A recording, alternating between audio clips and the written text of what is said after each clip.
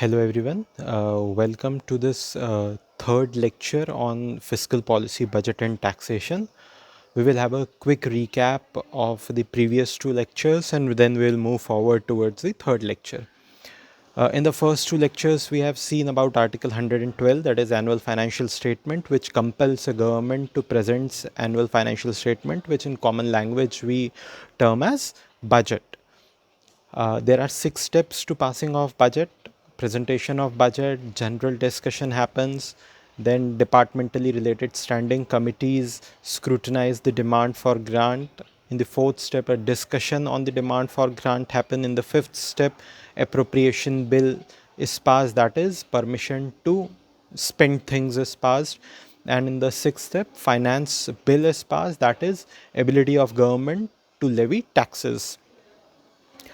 After this, we have seen the difference between vote on account and interim budget. Interim budget is generally presented in election years or some special circumstances where budget is not very ethical to present for the whole year, but it is a good practice to present it for a part of the year, and as the next government comes, it presents the full-fledged budget, that is interim budget. But on vote on account, we have seen it was a permission given to government by parliament for making about 2 to 3 months of expenses without getting budget fully passed by parliament. Now this practice of vote on account is almost done away with. Why? Because the presentation of budget has shifted to 1st February rather than 28th February. You have discussed about this thing. Next, we are divided budget into two parts: receipts and expenditure. Receipts, that is income part, and expenditure. We were seeing a receipts part. Receipts was divided into two heads: revenue head and capital head. In revenue head, we had started discussing the things. We had discussed that revenue receipts can be divided into two parts: one is tax revenue and one is non-tax revenue. In tax revenue, we have seen various heads under which government earned taxes, like income tax levied on the personal income, corporation tax levied on the profits of the companies. These two, income and corporation tax, are known as direct taxes. After that, we had seen indirect taxes like GST, excise, and customs. Excise is about tax on value addition or manufacturing. Custom is on import and export, while GST is generally levied on goods and services, any value addition to goods or services. This was the tax income of government, but apart from it, we had seen there are non-tax income also which government earns, like fees, fines, etc., or grant and aid received from foreign government. Till here we have covered about the revenue receipt part. In this lecture we would be starting with capital receipt part. Here we begin. So we begin it. Uh, this will be the third part, as I have already explained. We have done the recap also. Article 112, Department of Economic Affairs under Ministry of Finance presents the budget. There are 6 steps to budget. 3 funds are there. We have divided budget into two parts: revenue and capital. We were discussing the receipts part, that is income part, that can be divided into two heads: revenue receipts and capital receipts. Right now we had discussed in the last lecture tax and non tax receipts. Tax को फिर दो भागों में divide करा था, direct और indirect. Now हमने पूरा रेवेन्यू रिसीट का part conceptually as well as with data last class में कवर कर लिया है. We are starting with capital receipts. Capital receipts मतलब ये ऐसी आमदनी होती है जो कि या तो उधार लेकर कमाई जाए, या फिर इसको मैं दूसरे वर्ड्स में कह सकता हूँ, ये ऐसी आमदनी होती है जो कि लायबिलिटी क्रिएट करती है. Why liability? क्योंकि जब आप उधार लेंगे तो you need to repay it back. The first definition of capital receipts, receipts means आमदनी, कैपिटल रसीट्स मतलब ऐसी आमदनी जो उधार लेकर कमाई जाए या फिर जो आपके ऊपर एक नई लायबिलिटी क्रिएट करे. This is the first definition. और capital receipts can also be earned if one sells off one's assets. अगर हम हमारे ज़मीन, फैक्ट्री, ज्वेलरी, इंडस्ट्री, मतलब ये सारे हमारे एसेट्स हैं, इन्हें बेच कर अगर हम कोई कमाई करते हैं तो it would be considered as part of capital receipts. So capital receipts मतलब ऐसी आमदनी जो कि या तो एक नई लायबिलिटी क्रिएट करे या जो हमारे एसेट्स को बेच कर हम कमाएं, या फिर जो हमारे एसेट्स रिड्यूस करके हमें कमाई दे। It is known as capital receipts. In short, receipts earned due to disposal of permanent assets or receipts earned by recovery of loans given to others. Now, what is the logic? ये अगर कोई loan आपको वापस, आपने किसी को दिया था लोन और वो आपको वापस प्राप्त हो रहा है, तो why it is included in the capital receipts? We'll understand it.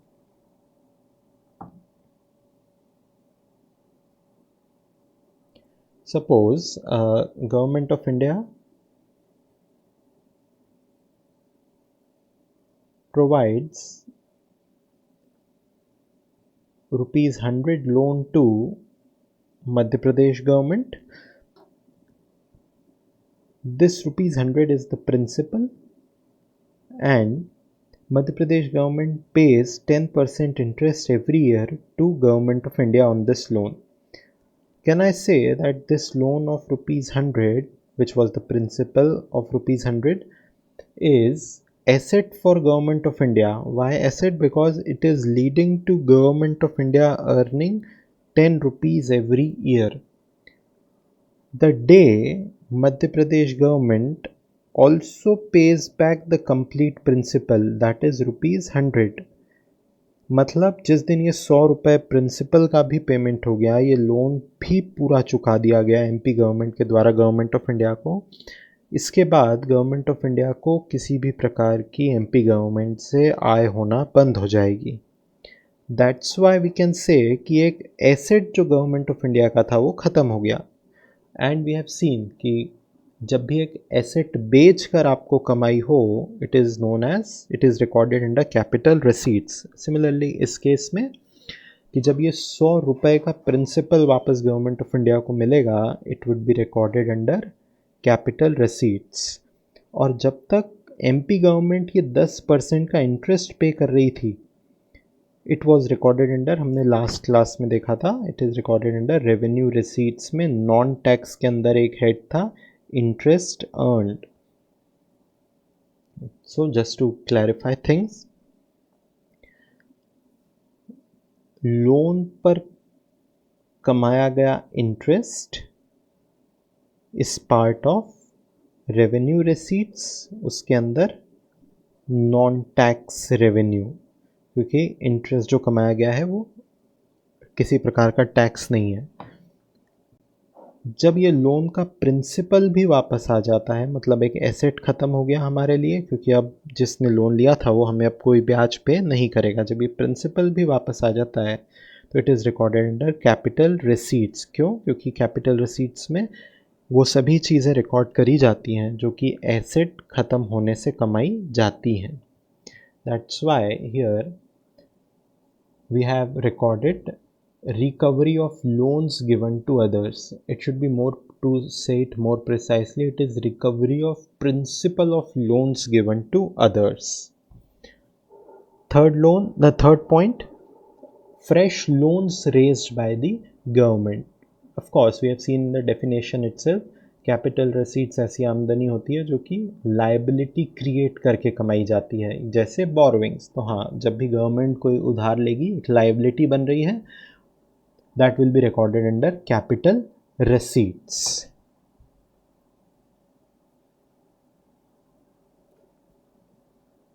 Fine.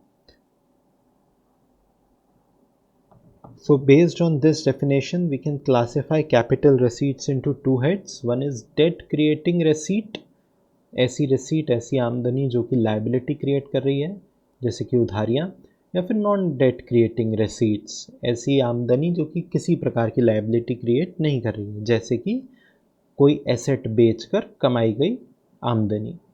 हम इन दो भागों को पढ़ते हैं डिटेल में। First we would be seeing debt creating receipts. We are, just to revise, हमने रेवेन्यू रिसीट देख लिया है, हम कैपिटल रिसीट्स पर हैं। कैपिटल रिसीट्स के दो part, debt creating, non debt creating.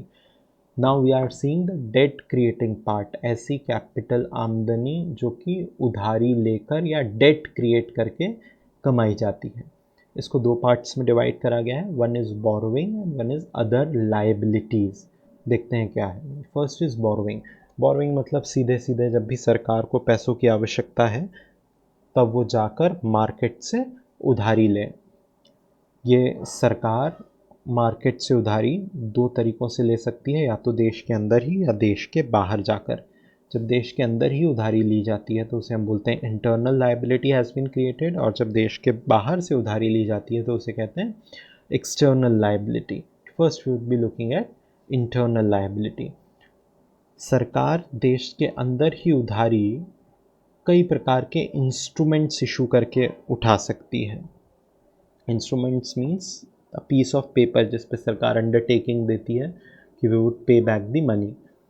ना अगर देश के अंदर से ही सरकार को उधारी उठानी है तो what are some of the instruments available with government. One is government security.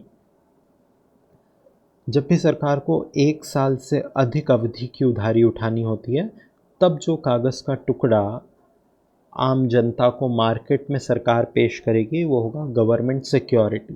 For example से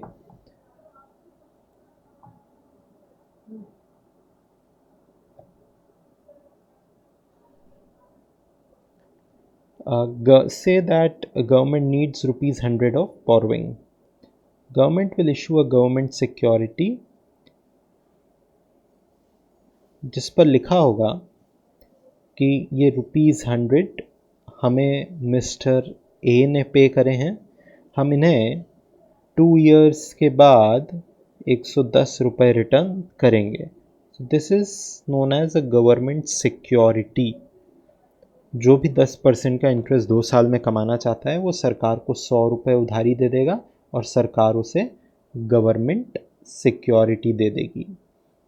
तो मतलब ये 100 रुपये सरकार ने मार्केट से उधारी उठाई है। Government security is a instrument which is used for long term borrowing, लंबी अवधि की उधारी के लिए। दूसरा फीचर गवर्नमेंट सिक्योरिटी का कि it is issued at face value. Face value मतलब जो उस कागज़ के टुकड़े पर कीमत अंकित है, यहाँ पर 100 रुपये अंकित है इस गवर्नमेंट सिक्योरिटी की कीमत, तो इस सरकार इसे 100 रुपये में ही बेचेगी। लेकिन जब सरकार इसे वापस खरीदेगी फेस वैल्यू प्लस इंटरेस्ट पे करेगी। दैट इज़ 100 रुपये तो देगी प्लस 10 रुपये ब्याज पे करेगी। This is the working of government security, and in this way government raises loans from markets for long term. एक और तरीका है जिससे सरकार मार्केट से उधारी उठाती है, that is known as treasury bills. यहाँ पर जो टी बिल्स लिखा है इट इज़ ट्रेजरी बिल्स। इसे हम आम भाषा में ज़ीरो कूपन बॉन्ड्स भी बोलते हैं। What is the mechanism of treasury bills? Technically इसकी फंक्शनिंग गवर्नमेंट सिक्योरिटी से अलग है और एक अलग कंटेक्स्ट में इस्तेमाल होता है। गवर्नमेंट सिक्योरिटी तो आमतौर पर 1 ईयर से अधिक की उधारी आपको उठानी है, 2, 3, 4 ईयर्स, तब गवर्नमेंट सिक्योरिटी इशू करेगी गवर्नमेंट। लेकिन अगर 1 साल से कम की उधारी सरकार उठाना चाह रही है then it will issue treasury bill. दूसरा ट्रेजरी बिल का डिस्टिंग्विशिंग फीचर गवर्नमेंट सिक्योरिटी के कंपैरिजन में है कि जो गवर्नमेंट सिक्योरिटी हमने अभी देखा, government security is issued at face value and redeemed, मतलब सरकार जिसे वापस खरीदती है at face value plus interest. In case of treasury bill it is issued at a discounted value with respect to face value. जैसे हमारे previous example में face value थी गवर्नमेंट सिक्योरिटी की 100 रुपीज़, तो गवर्नमेंट इसे 100 रुपीज़ में ही issue करेगी। आप अगर इसे ख़रीदते हैं तो आप सरकार को 100 रुपया देंगे। ट्रेजरी बिल के केस में सरकार इसे डिस्काउंट पे इशू करती है। डिस्काउंट किसके कंपैरिजन में? फेस वैल्यू के कंपैरिजन में। For example treasury bill issue करा गया जिस पर फेस वैल्यू लिखी हुई है से 111 रुपये, सरकार इसे 111 में ना बेच के डिस्काउंट पे बेचेगी से 100 रुपये पर। तो आम जनता इसे 100 रुपये पर ख़रीद लेगी और जिस दिन ये मैच्योर होगी, मतलब जब सरकार इसे वापस ख़रीदेगी, से रिडीम करेगी जिसे हम कहते हैं, तो सरकार इसे रिडीम करेगी फेस वैल्यू पे। मतलब जिसके पास ये ट्रेजरी बिल है उससे गवर्नमेंट खरीदेगी 111 रुपये में। That's why we say that treasury bills are issued at a discounted rate but redeemed at face value. जो उस पर वैल्यू मुद्रित है उसी पर सरकार ट्रेजरी बिल को खरीदेगी। तो ये टेक्निकल डिफरेंस है। बात लगभग वही है कि जो भी गवर्नमेंट सिक्योरिटी खरीदेगा या ट्रेजरी बिल खरीदेगा उसे कुछ अमाउंट का इंटरेस्ट सरकार पे करेगी। और बात यह है कि जब भी सरकार ट्रेजरी बिल या गवर्नमेंट सिक्योरिटी इशू करेगी उस साल के लिए सरकार के लिए वो आमदनी हो गई, लेकिन ऐसी आमदनी जो कि सरकार के ऊपर भविष्य में लायबिलिटी क्रिएट कर रही है। फाइन। चूँकि टेक्निकली ट्रेजरी बिल कोई इंटरेस्ट पे नहीं करते हैं technically. Why? Because they are issued at a discount and redeemed at face value.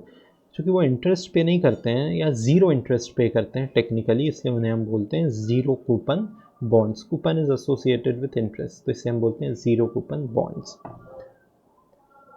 एक तीसरी तरीका जिससे सरकार उधारी उठा सकती है, जो कि लंबे वक्त की उधारी नहीं होती है, 3 महीने से कम की उधारी होती है। It is known as ways and means advance, but it is not exactly a borrowing. जब भी सरकार को टेम्प्ररी कैश का मिसमैच हो, से दिवाली है एंड सरकार गवर्नमेंट वांट्स टू पे बोनस टू एम्प्लॉयज़, लेकिन उस समय सरकार का जो बैंक अकाउंट है आरबीआई के पास, उसमें सरकार के पास उचित अमाउंट में पैसा नहीं है। सरकार ने सैलरीज 1000 करोड़ की इशू कर दी, लेकिन खाते में पैसा 900 करोड़ ही था। ये जो 100 करोड़ का डिफरेंस है, ये सिर्फ कैश का मिसमैच हो गया है गवर्नमेंट के पास कुछ वक्त के लिए। आरबीआई 100 करोड़ की उधारी कुछ वक्त के लिए, मतलब 3 महीने से कम के लिए सरकार को इशू कर सकता है, और जैसे ही नवंबर या दिवाली हॉलीडेज़ ख़त्म होंगे, सरकार वापस 100 रुपये उस अपने अकाउंट में प्रोवाइड कर देगी। जब इस तरीके से टेम्पररी कैश के मिसमैच को पूरा करने के लिए short term loan RBI government को प्रोवाइड करता है, it is to both central and state governments, उसे हम बोलते हैं वेज एंड मीन्स एडवांस। लेकिन इस तरीके से जब भी सरकार उधारी उठाती है आरबीआई से या शॉर्ट टर्म के लिए पैसा लेती है, उस पर उसे ब्याज पे करना पड़ता है। Recently, Ways and Means Advance is in news because of this COVID crisis. As you might all be aware कि स्टेट गवर्नमेंट्स के पास ऑलमोस्ट ड्राई रन हो चुका है टैक्सेस का, क्योंकि पैसा नहीं आ रहा है। लेकिन सैलरीज तो पे करनी है और दूसरे खर्चे भी कुछ जैसे हेल्थ एक्सपेंसेस करने ही करने हैं। दैट्स वाई आरबीआई ने जो वेज एंड मीन्स एडवांस की लिमिट थी स्टेट्स के लिए, जो कि 30,000 करोड़ थी, उसे बढ़ाकर 50,000 करोड़ कर दिया है सितंबर तक। मतलब राज्य सरकारें आरबीआई के खाते से, आरबीआई में खुद के खाते से 50,000 करोड़ रुपए कुल मिलाकर निकाल सकती हैं, चाहे उनके खाते में इतना बैलेंस ना हो तो भी, लेकिन इस पर उन्हें ब्याज देना होगा। यही यहाँ पर I have attached the link of Indian Express article which came a few days back regarding ways and means advance. If you want you can go through it. तो इन 3 तरीक़ों से सरकारें देश के अंदर से ही उधारियां उठा सकती हैं। इसे हम इंक्लूड करते हैं इंटरनल लायबिलिटीज़ में। एक और तरीका जिससे सरकारें उधारियां उठाती हैं वो है एक्सटर्नल, बाहर विदेश में जाकर, जो कि आमतौर पर सेंट्रल गवर्नमेंट करती है। बात यह, यू माइट बी थिंकिंग कि why government would go out and take loans. सबसे प्रोमिनेंट रीज़न है कि विदेशों से लोन सस्ता मिलता है। क्यों? क्योंकि वहाँ पर ब्याज की दरें आमतौर पर कम है। फॉर एग्जांपल यूनाइटेड स्टेट्स में ब्याज की दर क्लोज टू 0% है। मतलब आप वहाँ से उधारी लीजिए और आपको जो रीपे करना है ऑलमोस्ट निल ब्याज रीपे करना होगा, आपको सिर्फ प्रिंसिपल रीपे करना है। apart from that, IMF and World Bank also provide loans to countries like India at very nominal or low interest rates.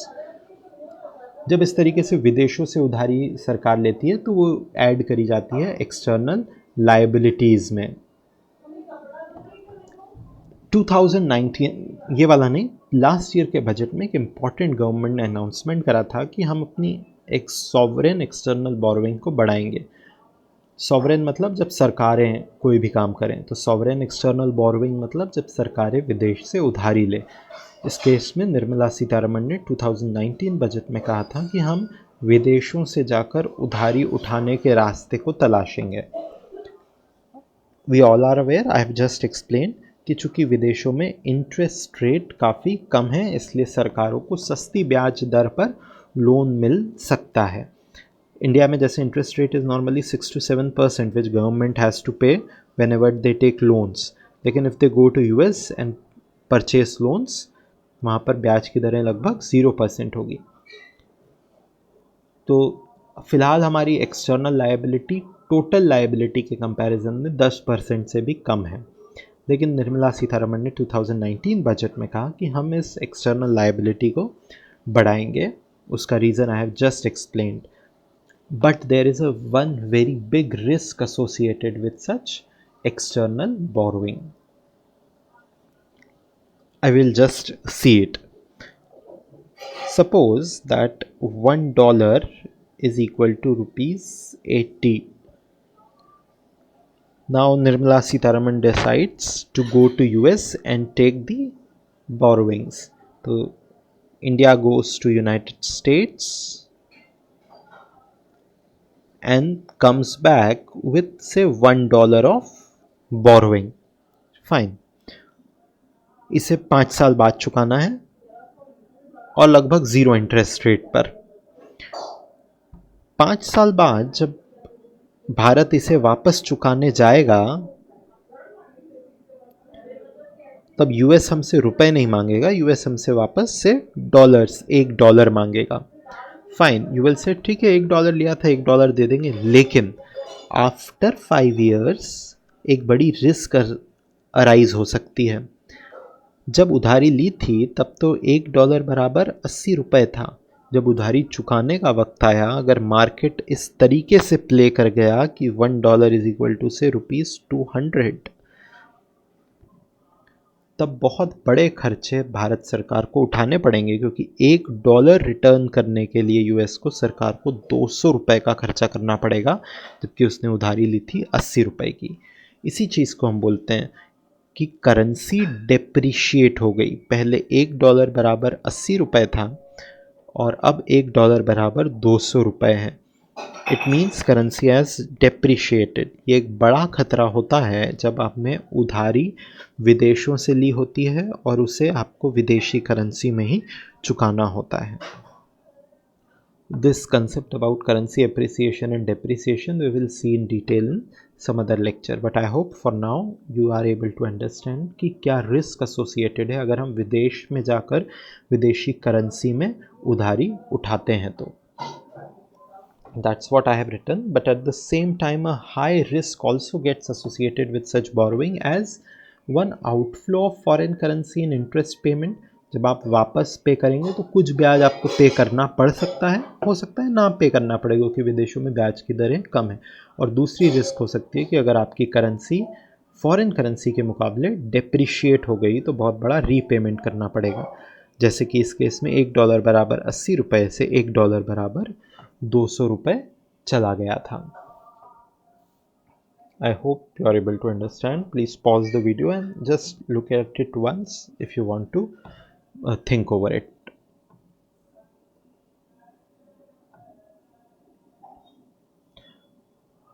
So what we have seen till now is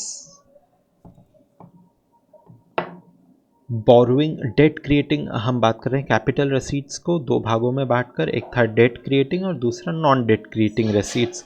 हम debt creating रसीट्स की बात कर रहे हैं, उसमें हमने borrowings पे बात करी। बोरोइंग्स को दो भागों में बांटा, इंटरनल बोरोइंग और एक्सटर्नल बोरोइंग। इंटरनल बोरोइंग के टूल्स पे बात करी, गवर्नमेंट सिक्योरिटी, ट्रेजरी बिल और ways and means advance.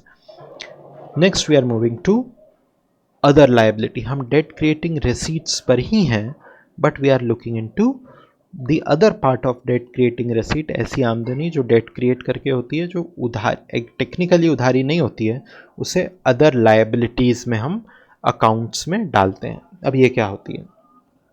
C, borrowings तो वो चीज़ें होती हैं जो सरकारें खुद आगे रहकर मार्केट से उधारी लेती हैं।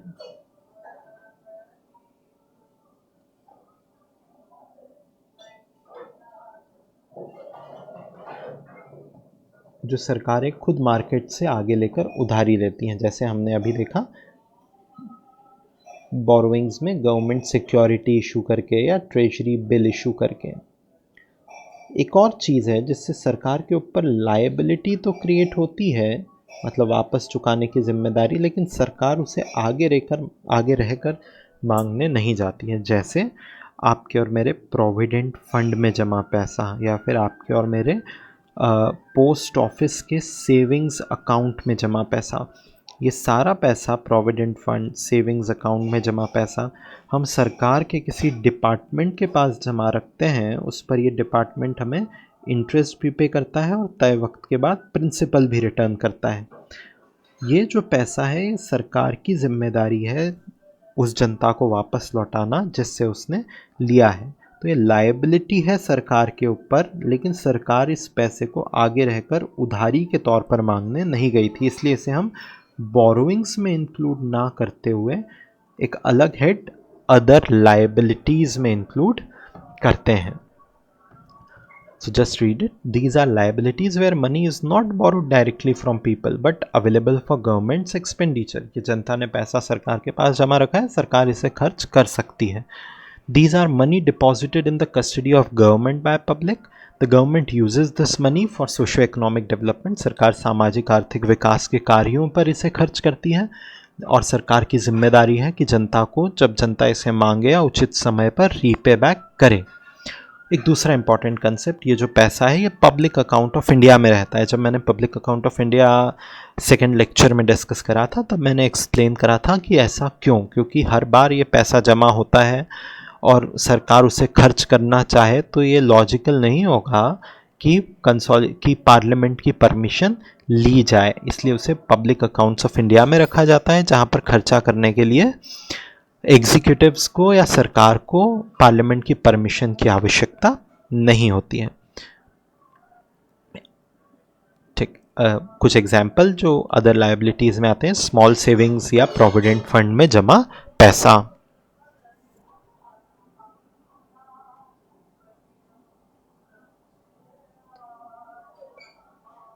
Fine, so we have covered capital receipts के अंदर दो पार्ट हैं, डेट क्रिएटिंग रसीट्स और नॉन डेट क्रिएटिंग। इसमें जो डेट क्रिएटिंग पार्ट था, बोरोइंग्स और अदर लायबिलिटीज़, ये दोनों हमने कवर कर लिया है। इसके बाद आता है नॉन डेट क्रिएटिंग रसीट्स, लेकिन इस पर आने से पहले we will have some data points कि इस साल का बजट डेट क्रिएटिंग रसीट्स के बारे में क्या कह रहा है। जो 1 फरवरी 2020 को निर्मला सीतारमण ने बजट प्रेजेंट कराया, उसमें अनुमान लगाया है कि इंटरनल डेट कि सरकार के ऊपर कितनी लायबिलिटी होगी, वो लगभग 8 लाख करोड़ की है। इसमें से 5.5 लाख करोड़ सरकार आगे रहकर उधारी लेगी मार्केट से, गवर्नमेंट सिक्योरिटी, ट्रेजरी बिल या वेज एंड मीन्स एडवांस के थ्रू, और 2.5 लाख करोड़ अदर लायबिलिटी, मतलब जनता के द्वारा जमा प्रोविडेंट फंड, डाकघर की बचत योजनाओं में पैसा। हम विदेशों से बहुत कम उधारी लेते हैं, जो कि लगभग 40,000 करोड़ है। 8 लाख करोड़ के कंपैरिजन में ऑलमोस्ट नेग्लिजिबल। हम राउंड फिगर में याद रख सकते हैं कि भारत सरकार के ऊपर इस वर्ष में जो लायबिलिटी बनने वाली है या इंटरनल डेट बनने वाला है, वो है लगभग 8 लाख करोड़ का। Fine, next is non debt creating receipts. This we would be looking in next lecture. Thank you.